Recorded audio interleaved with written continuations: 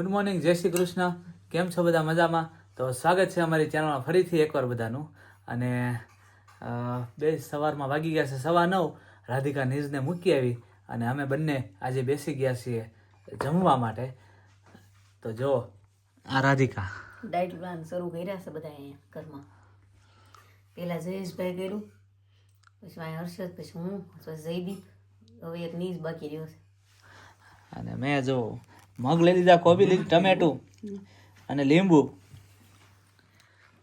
સવારમાં જોઈએ છે કેટલા દિવસ બધા ડાયટ કરે છે.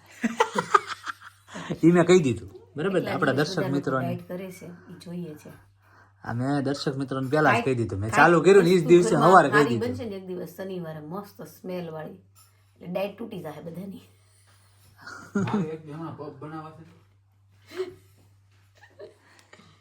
એ જ મેં પહેલા કહી દીધું ને તમને લોકોને. ભાઈ જોઈએ છે આપણે કેટલા દી ચાલુ છે. અને બીજો કઈ વાંધો નથી, પણ આપણે ડાયટ ચાલુ કરીને મગ આ ખાઈ જઈશ. જુઓ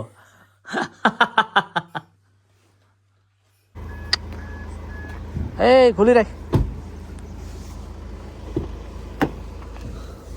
ચાલો તો ડ્રાઈવર થઈ ગયા છે ચેન્જ, અને આજે રાધિકા ચલાવશે ગાડી. હું આવી ગયો છું બાજુમાં.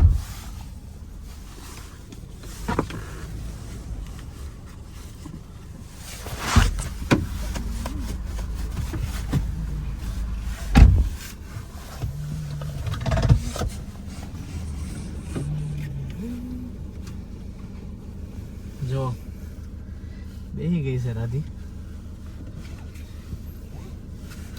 ચલો, seat belt on. Good. Okay, brake ઉપર પગ.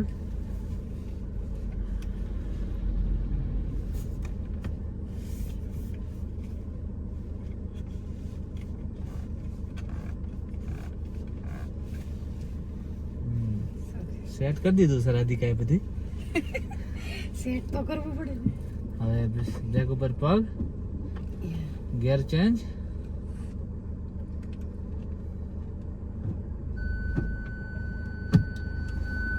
Break of.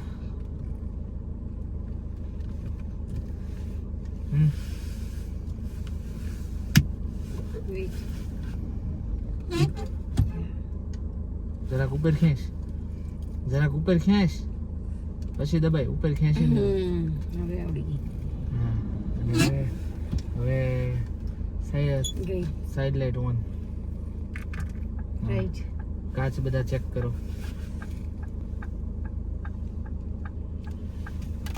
કેમ એટલો બધો ઊંચો છે? ઊંચો હોઉં કે નહીં એટલે. ચાલો, ચારે બાજુ ચેક કરી ધીમે ધીમે જવા દો. શ્રી વલ્લભ આ બદલે, આ બદલે.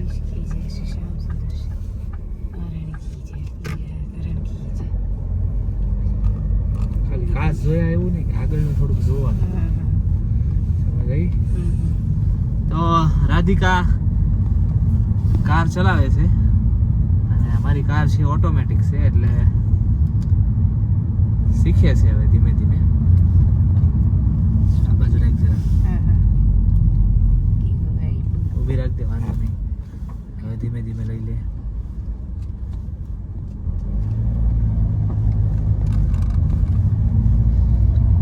અને રાધિકા પાસે લાયસન્સ તો નથી, પણ મારી પાસે 3 વર્ષ જૂનું લાયસન્સ છે, એટલે રાધિકાની બાજુમાં હું બેઠો હોઉં તો એ ચલાવી શકે અહીંના રૂલ્સ પ્રમાણે. અહીંના રૂલ્સ એવું કહે છે. ચાલો, મેં આ 7 સીટર ફોર્ડ કાર ચલાવી લીધી. ઓટો હાઇબ્રિડ ગાડી. હાઇબ્રિડ નથી બાપા. ન જોવાય એટલે આજ આ સાઈડ જાય. ચાલો, ખૂબ સરસ સૂરજ દાદા આજે. એટલી ઠંડી તો છે જ, તે કોટ તો પહેરે જ, પણ હા, ઠંડી તો છે જ, પણ તડકો છે. એટલે જો મિની આપણે યમુના આવત ને તો વાહ દોડત. હો,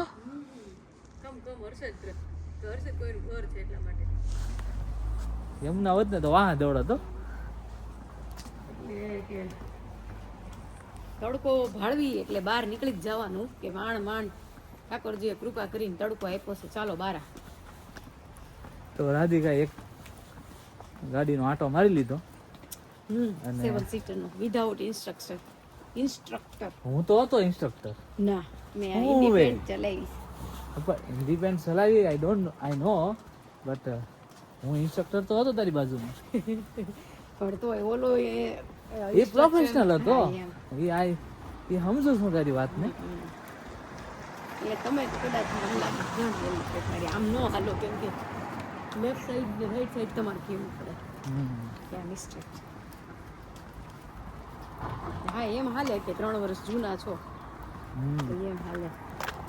વીક નો લાગે એટલા માટે. આઈ એમ સો હેપી. જો વાતાવરણ જો ખાલી તમે, સૂરજ દાદા આવી ગયા છે અને ખુશનુમા વાતાવરણ છે. થોડા વાદળ છે.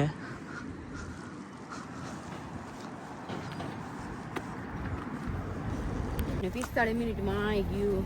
તો અમે ચાલતા આવી ગયા છીએ જ્યાં ડ્રાઇવિંગ ટેસ્ટ આપવાની હોય. સુરતમાં કેમ આરટીઓ છે, અડાજણ છે, પાલ છે. હા, એવી રીતે અહીંયા અમારે ટેસ્ટ સેન્ટર છે, ડ્રાઇવિંગ ટેસ્ટ સેન્ટર. તો જો આ ડ્રાઇવિંગ ટેસ્ટ સેન્ટર છે. રાધે, આજ બંધ કેમ લાગે છે? રાધિકા જોવા ગઈ છે ડ્રાઇવિંગ ટેસ્ટ સેન્ટર.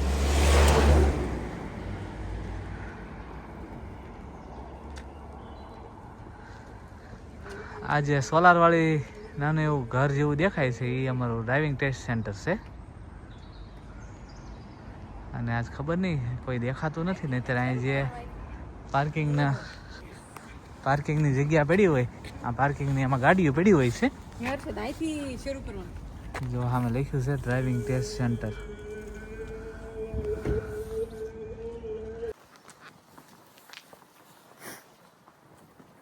તો વાગી ગયા છે 3 અને જાઉં છું નિજને લેવા.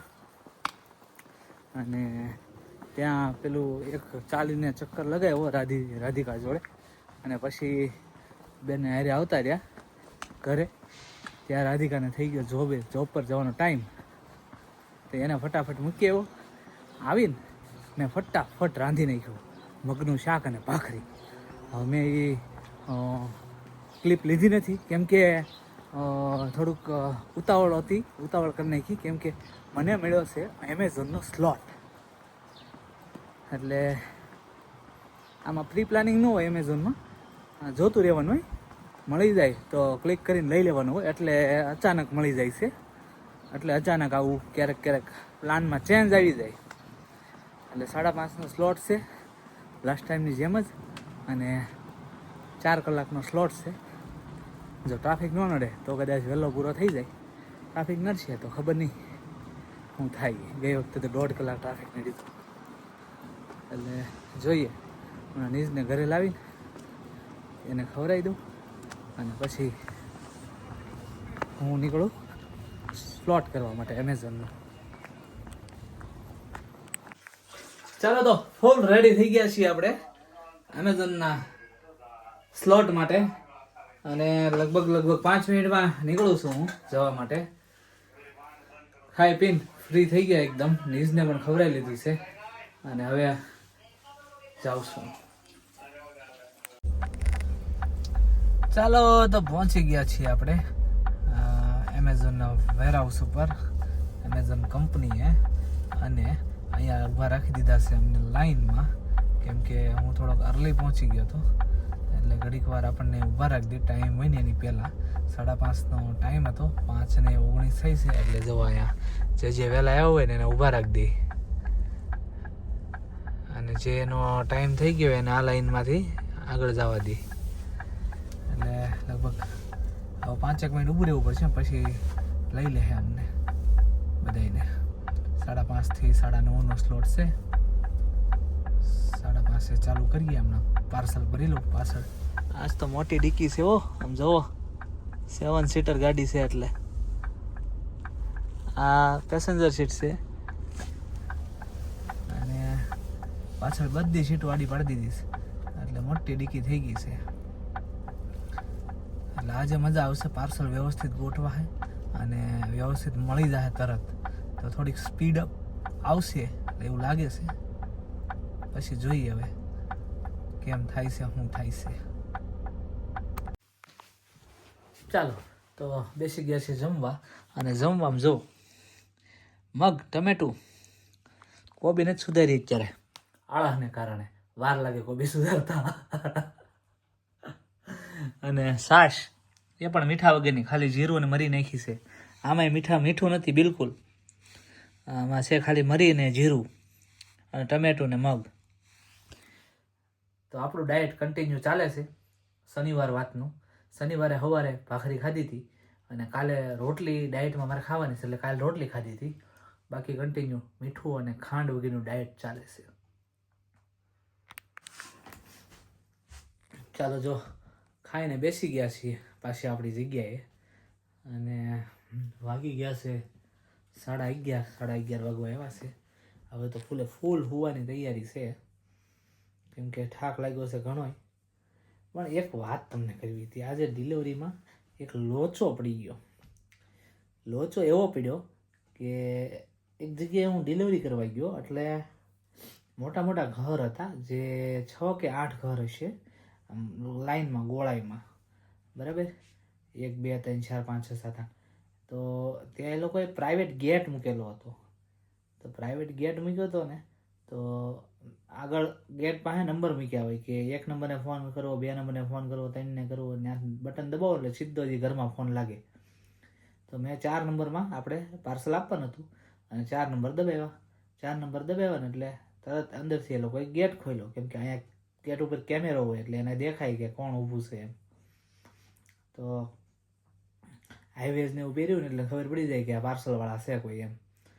તો એને ગેટ ખોલ્યો ને, તો હકીકતમાં મારે ગાડી અંદર લઈને જવાની હોય, પણ મેં થોડીક આગળ પાર્ક કરી દીધી હતી ને, તો મેં ગાડી બહાર રહેવા દીધી. તો પછી હું દોડતો ગયો, પાર્સલ આપ્યું, પાર્સલ દઈને પાછો આવ્યો ને ગેટ થઈ ગયો બંધ. હવે એક તો ઘર એનું અંદર કેટલું, કેમ કે મોટા મોટા ઘર હતા. અને ઘડીક ત્યાં મચ્યો ગેટની અંદરની સાઈડ પાસવર્ડ નાખવા જેવું કંઈક હતું, પણ એમાં પાસવર્ડ તો આપણને ખબર ના હોય અને કંઈ બટન નહોતું ગેટ ખોલવાનું. નકર ઘણી જગ્યાએ કેવું હોય કે અંદરથી તમે ગેટ ખોલી શકો, બટન હોય, પણ એ થોડુંક આઘું હોય એટલે બહારથી કોઈ ના આંબી શકે એવું. પણ આ બટન કાંઈ નહોતું. ઘડીક મચ્યો, ઘડીક એમ છું ટપીને વિયો જાવ. મેં કીધું ટપીને નથી જવું ને તો પાછું કોઈક ચોર ગણશે. તો પછી પાછો ગયો દોડતો 4 નંબરમાં અને ત્યાં જઈને ઠપકારું, મતલબ બેલ માર્યા પહેલાં 2 વાર તો ન કોઈએ ખોલ્યું. પછી 3જી વાર મેં નોક કર્યું, ઠપકાર્યું, તો એ જે પાર્સલ લેવા આવ્યા હતા ને એ અંકલે ખોલ્યું. અને મેં એને કીધું તમે દરવાજો ખોલો મારા માટે. તો એણે મને પાસવર્ડ આપ્યો.